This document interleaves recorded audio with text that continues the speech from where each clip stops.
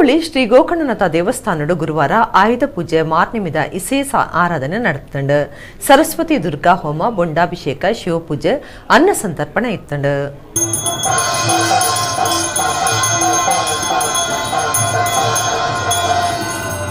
ಕುದ್ರೋಳಿ ಶ್ರೀ ಗೋಕರ್ಣನಾಥೇಶ್ವರ ದೇವಸ್ಥಾನಡು ನಡತೊಂದುಪ್ಪುನ ಮಾರ್ನಿಮಿ ಕುಡ್ಲ ದಸರಡು ಗುರುವಾರ ಆಯುಧ ಪೂಜೆ ಮಾರ್ನಿಮಿದ ವಿಶೇಷ ಆರಾಧನೆಗೆ ಅಟ್ಟಣೆ ಮಲ್ತದಿತ್ತೇರು.